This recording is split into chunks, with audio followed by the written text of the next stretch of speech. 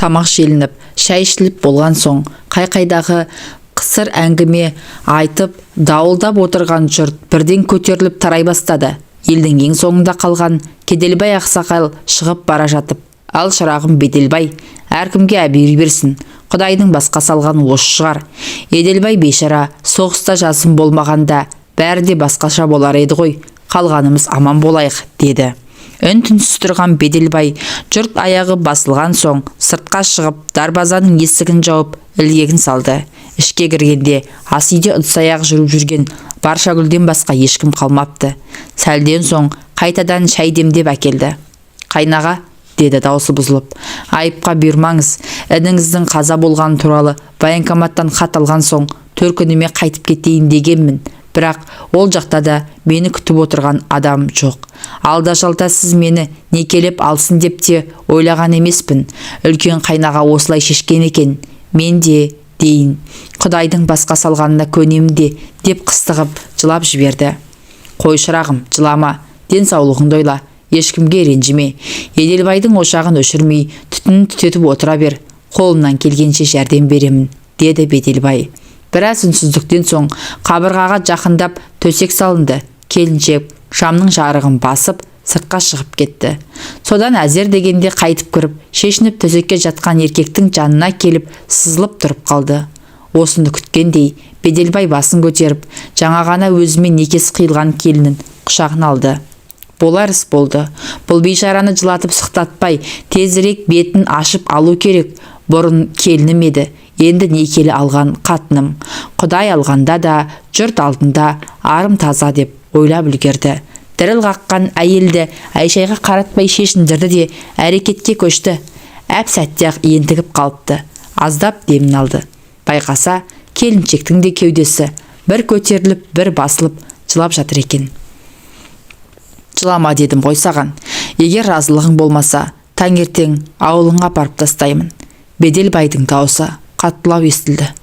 «Жоқ», деп іле жауап кетті әйел. «Мен ризамын сізге. Сізді құрметтеймін. Сіздің басыбайлы әйеліңіз боламын. Тек сіз менен қол үзіп кетпейсіз бе? Қанша дегенмен бала шағаларыңыз, Камила абысын бар. Оны көреміз әлі». Беделбай екішті жауап қатты. Айтса айтқандай, келінін некелеп алу туралы әңгіме көтерілгеннен бастап, үйдегі Камила өнер ашқан, жоқ жерден жанжал шығарып, қиғылық салған, төркініме кетемін деп секірген. Ақыры Кеделбай аға 4-5 қарияны ертіп келген, оны жөнге шақырған соң келісім берген. Тағы да кім білсін, Беделбайдың одан әрі бірдеңені ойлауға шамасы жетпеді. Кеудесі тікірейген, денесі жұмыр, құлын мүшесінің бәрі орында. Жас келіншек оны өзіне тарта түсті. Аттың басын қоя берді. Жастықтың соңы кәріліктің басы дегендей, бұл жолы ұзаққа шапты. Өзі байқамайды екен, әжептеуір қуаты бар екен. Түн жарымы ауғанда олар су жылытып, жуынып, шайынып алды да төсекке қайта жатты. Беделбайдың сілесі қатып қалған екен. Ертеңіне ұзын сәскеде бірақ оянды. Баршагүл үйдің ішін қайта жинастырып, есік алдына су сеуіп, сыпырып, айнадай етіп қойыпты. Ақсамауырын бурыл бұрқырап қайнап тұр. Екеуі отырып шай ішті. Әркім өз ойымен отырды. Айтарын да еш нәрсесі жоқ қалмағандай. Бәрі түсінікті еді. Беделбайдың енді 2 үйі, 2 қатыны бар. Қаласа анда, қаласа мұнда болады. Соған лайықты тәшіпші да еселенеді. 2 отбасының ішіп жемін, керек жарағын туралап тұру керек. Әсіресе 2 әйелдің, 2 жақтағы балалардың жағдайын жасау керек. Иә, Құдай берсе, бұл жақта да балалар болады. Беделбайдың ойы біраз жерге дейін барды. Сұйықтап жатқан соң, жұмысқа да шықпай қалдым. Мен кетіп қалсам, шайды кім құйып береді деп ойладым. Баршагүл өзін кінәлаған адамдай санап, жайлеп тіл қатты. 3 күнге дейін жұмысқа шықпайсың, заң сондай, деді Беделбай. Баршагүл үнсіз қалды. Азанғы шайды ішіп болған соң, Беделбай сыртқа шығып, үйдің айналасын ретке келтірді. Қыстан қалған көп жылдан бергі жиылып қалған қоқысты да отқа жағып, күлін егін жаққа шашты. Түскі тамақтан соң да қора қопсыны жөндеп, отын жарып, су суарып, едәуір еңбектенді. Қанша дегенмен еркектің аты еркек, көп нәрсе орнына келді. Мына қызықты қара, Беделбай өмірінде бірінші рет болса керек, кештің батуын асыға күтті. Түндегі көрген қызықты тағы да көргісі келді. Бәрін көз алдынан өткізді. Әкесі Өтелбай 4 қатын алған адам еді. Алғашқы екеуі аурудан қайтыс болыпты. Олардан бір бала бір қыз қалған. Ағасы Кеделбай мұнымен іргелес тұрады. Ал ұлды қызды егіз перзенті бар. Кенжесінен басқасының бәрі үйленген. Үлкен әпкесі Күнзия тау жаққа үйленген. 10 балалы ардақты ана. 3-ші әйелін әкесі неге екенін белгісіз төркініне апарып тастапты. Одан бір қыз туған екен, сол жақта жүріп үйлі баранды болды. Алғашқы баласын үйлендірер кезде ауылға келіп, мұндағы бауырларымен табысып тойына шақырған. Содан бер барыс келіс үзілген емес. Өз шешесінен Беделбайдың артынан Еделбай мен Жеделбай деген балалар ерді. Еделбай соғыстан оралмады. Жеделбай Құдайдың бір боз қойы. Құдай қолдап алған әйелі пысық болып шыққаны, әйтпесе бала шағасы 5 теріп кететін екен. 1 жыл соғысып жарақат алып, Беделбай ерге оралды да, Еделбайдың ақыры мынау болды. Ол сүр бойдақ болып жүріп, соғыс басталардың алдында 2 ай бұрын ғана үйленген еді. Мұндай боларын кім білген, әйтпесе уақытылы үйленер ме еді. Соғыс бітіп, әскерге кетіп аман қалғандар елге оралған соң, хабарсыз кеткендердің ағайын туғандары оларға іздеу салуға кіріскен. Бұлар да сөйтті. Жасы ұлғайып егде тартқан Кеделбай ағасы әскери комиссараттың есігін тоздырып жүріп, інісінің соғыста қайтыс болғаны туралы министрдің қолы қойылып, мөрі басылған қағазды алды. Ағайын туған, бауырын жоқтап, біраз жылап сықтады. Қошқар сойып, Құдайы берді. Сөйтіп жүргенде ауылда пайда болған бір ақсақал Еделбайдың жесірі Баршагүлді айналшықтап жүріп алды. Сонда байқаған Беделбай әлгіні қызыл ала қан қылып ұрып тастаған. Бірақ әлгі де өлімтік екен. Кетер болмады. Содан Кеделбай Беделбайды шақырып алып Баршагүлді некелеп алуды талап етті. Сыртта қараңғы қоюланды. Ақыры кешкі астың дастарханы жиналып, кешегідей төсек салынды. Бірақ неге екені белгісіз, сыртқа шығып кеткен Баршагүл жақын арада ішке кіре қоймады. Оны тағатсыз күтіп жатқан Беделбай шыдамай орнынан тұрып, есік алдында бүрісіп отырған жерінен оны үйге жетектеп алып кірді. Әйел қарсыласқан жоқ. Тіпті төсекке жатқан соң Беделбайды құшақтай алды. Күні бойы тер сіңген іш киіміне тұмсығын тығып біраз жатты. Одан әрі өз көйлегін өзі жоғары сыпыра бастады. Байға тиіп еркектің күшін сезініп үлгермеген байғұс келіншек осы 4-5 жылдың ішінде жабайланып-ақ қалған екен. Кешегі күннен соң әйелді құштарлығы оянып, енді міне не істеп, не қойғанына есеп берер емес. Түні бойы ойда жоқта қолы жеткен еркектің салмағын сезініп, есесі кеткен жылдардың қызығын қайталап алмаққа жанталасты. Ят аят дегенді ысырып тастап, шыбын жаны шырқырап ыңқылға басты. Қанша уақыт екені белгісіз, есінен адасқандай болған келіншек өзін өзі келді. Істеген қылығына өлердей өкінді. Бірақ, бұл сонша не істеп қойды. Жан тәнімен берілі ойнап күлгені өзінің некелі ер емес пе? Құдай да мұның мүсіркегені шығар. Артық кетсе кешірер. Ерлі зайыпты екеуі құштарланып, құшақтарын айырып, бір мезет жатып демдерін алды. Қайнаға деді бір уақытта Баршагүл. Сіз маған ұрысып жатқан жоқсыз ба? Ұятсыз екен демейсіз бе? Я, ұрысып жатырмын. Сенің мені қайнаға дегеніңе? Жоқ, әлде біздің ерлі зайыпты екеніміз бекер ме?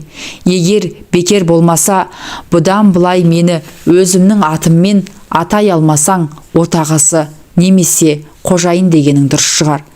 Мұны естіген Баршагүлдің жүрегі орнына түсті. Осыдан апта өткен соң Беделбай өз үйіне келді. Балалары қуанып жүріп, келіп амандасты. Әсіресе кішкене сары қызы мойнынан құшақтап, қатты да қалды. Беделбайдың жүрегі елжіреді. Тек Камила ғана сазарып-базарып келдің кеттің демеді. таза киім бер, моншаға барып келейін деген мұң екен.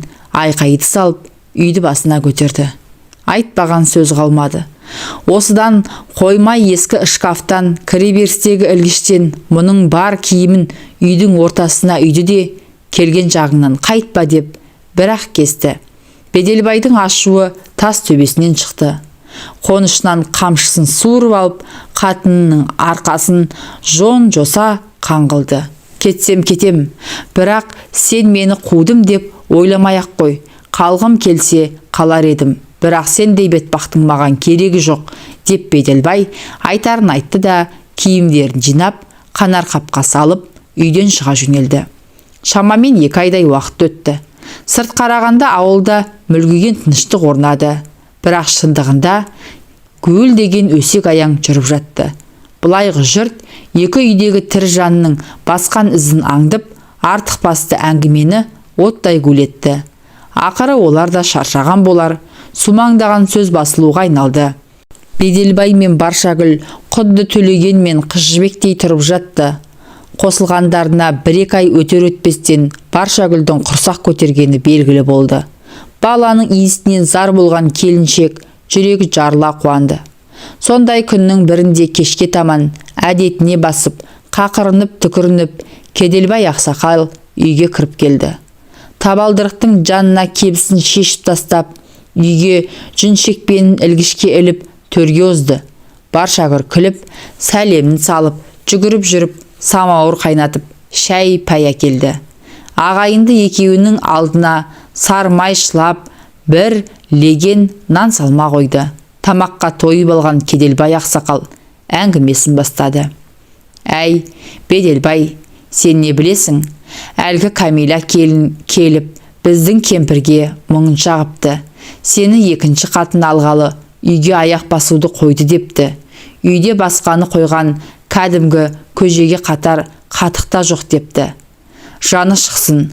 Соны айтқан албасының, мен кеткенде үйде бір тағара тоңмай, 2 қап ұн, 1 қап жарма болатын. Өзіңіз білесіз, колхоздан қаптап картошка, пияз, капустаға дейін алып қойғанбыз. Аштан өлетін жағдай жоқ. Содан кейін ғой, бетіне семіріп, мен үйден қуып шыққаны. Беделбай біраз үнсіз қалып, сөзін қайта жалғады. Әмеңгерлік қылып мына келінді аламын деген ойымда жоқ еді. Бәрін өзіңіз шығардыңыз. Маған не дейсіз енді? Сен не деп отырсың өзің? Сонда ініңнің жесірін көлденен көгаттыға беріп жібере бер демекпісің? О, жетесіз. Осыны білсе марқым әкеміз көрінде жатып өкірмей ме? Оның үстіне ағайын жекжат не дейді? Намысын қайда? Сіз айтып отырған ағайын жекжатың бүгінде өсектен аузы босамайды. Жә, оны қоя бер. Ағайын бар болсаң көре алмайды, жоқ болсаң бере алмайды. Әйтеуір аман болсын. Сен сөзді доғарып, үлкен келіннен сондағы балалардан қол үзбе. Еркек емессің бе? Ұрғашының бір шәңкілдегеніне бола, көтіңді қағып кете бересің. Ақымақ болма. Одан да оларға еркектігіңді мықтап бір көрсетсең, аузын жабады. Осыны айтып, көнекөз қария орнынан тұрды. Беделбай 2-3 күннен кейін атының басын тағы да өз үйіне бұрды. Ол ақыры осылай боларын да білген. Бірақ қай күн екенін шешпеген еді. Қыздай алған қатынын 3 бала 1 қызын өз қолымен тұрғызған отын қайта тастап кетсін. Соңғы күндері өзі де олқылы толқылы болып жүрген. Енді міне көкесінің сөзі қамшы болып, жорға атын сипап, қамшылап келе жатыр. Жолай дүкенге бұрылып, қоржыннан 2 бас қант, кәмпит, шәй, пішіни бәрін алып толтырды. Күн ясына батар сәтте ат тұяғын дүрсілдетіп үйіне тақалғанда, баяғы әдетімен Камила алдынан шығып, шалбарына жармасты. Бұл оның сонау қыз кезінен қалыптасқан әдет еді. Шылбырды апарып дертеге байлады. Содан кейін ақ Беделбай жағдайының дұрыс болатынын бірден түсінді. Артық аспай әңгіме болған жоқ. Беделбайдың да іші жылып, үй жайының, бала шағасының жағдайын жасап, 10-15 күн өткен соң Баршагүлдің үйіне қарай өтті. Мына қырсықты қара. Баршагүлмен тұрған 2 айдың ішінде ол әбден мұны бауыр басып қалған екен. сыңсылап жылап қарсы алды. Кеш батып төсекке жатқан соң одан бетер болды. Мен сізді енді ешқайда жібермеймін. Ал егер кетер болсаңыз, асыл өлем деп қиғылық салды. Тура есінен адасқан сияқты. Айтсаң түсінбейді. Мауқы басылсын деп біраз аймалап кеудесіне басып естен танатындай етті. Маңдайы тершіп, денесі езіліп, анау айтқандай алқынып қалды. Ой жаным-ай, рахат-най деп әлек-шәлегі шықты. Ақыры олар әдеттегідей жылы суға жуынып алып, терең ұйқыға шомды. 2 аптадан соң Беделбай үлкен үйге қайта жиналды. Дәл осы арада тағы да айқай шу шықты. Екі көзі бұлаудай болып жылап, мен сізді ешқайда жібермеймін деп өзеурей түсті Баршагүл. Сіз кетсеңіз түн баласына ұйықтай алмай шығамын. Тек күндіз ғана көз шырымын аламын. Осылай деген оның қос жанарынан жасы тыйылмады. Оған не дерсің енді? Амалының жоғынан үлкен үйге анда-санда, онда да бір түнге ғана баруға мәжбүр болды. Басқа уақытында тек күндіз ғана барып, үйдің тірлігін тындырып келеді. Бұған Кәлиманың жаны қалай шықпасын. Құрсағындағы баласын туып алғанша шыдай тұрайық деп оны әзер көндірді. Уақыт сағаты жетіп, Баршагүл ұл босанды. Атын Кеделбай ақсақалға қойдырды. Азан шақырып, нәрестенің атын Жұрынтай қойды. Неге олай қойдыңыз деп сұраған адам болған жоқ. Ар шауып, бер шауып, екі үйдің арасын жол қылған Беделбай әсіресе екі қатынның ебін табамын деп өлердей болды. Кей түндері екі қолын төбесіне қойып, басауған жағына кетіп қалғысы келді. Ақыры ойлап бір шешім шығарды. Үлкен үйдің арқа тұсынан 6 бөлмелі үй салып, Баршагүлді де көшіріп алды.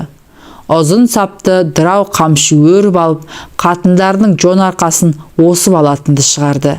Біреуі бір сөз айтса, немесе бір нәрсені бүлдіріп қойса, екеуін бірдей жазалайды. Не керек? Жаны кірді де қалды Беделбайдың. Енді екеуінің де мұны өбектеп тұрғаны. Жұрынтайдан соң жыл аралатып ұлды қызды 3 перзент туып алды Баршагүл.